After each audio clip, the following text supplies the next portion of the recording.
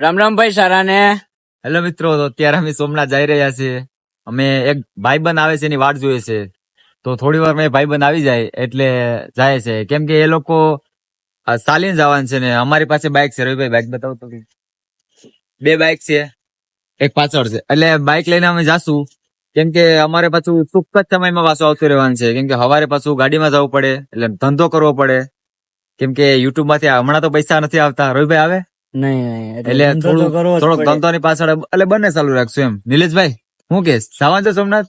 હા મજબૂત છે ને યશભાઈ? હવે સોમનાથ જવા. અરે સોમનાથ જઈએ પછી તમને આગળનું બતાવીએ.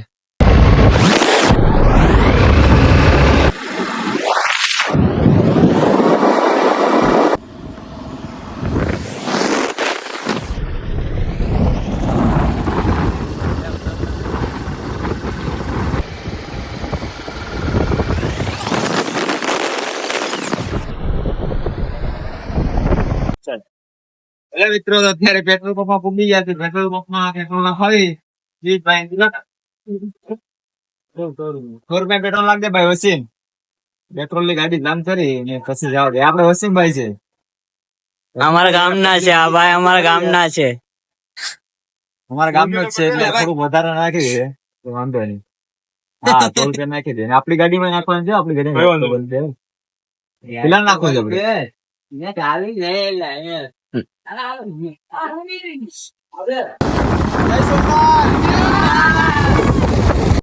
નાસ્તાની ભૂખ લાગી. રવિ શું કરશે? નાસ્તો આપણે આગળ જઈને નાસ્તો કરાવીએ. નાસ્તો કરવો પડશે. મળી જાય ને? હા ભાઈ મળી જાય. હા, ભૂખ લાગી, ખાવા આવીએ આપણે.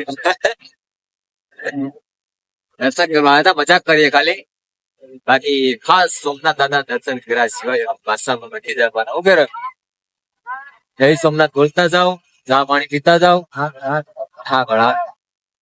હેલો ગાઈસ, તો અમારા ગામના છોકરા મળી ગયા છે, બધાય સોમનાથ આવે છે. બોલો જય સોમનાથ. જય સોમનાથ. હા એમ.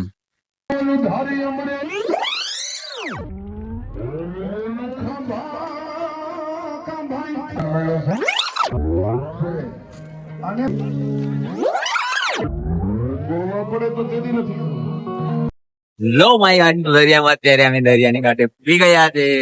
અમે પહોંચી ગયા છે જીએસએલ કંપનીની બાજુમાં. જોઈ લો.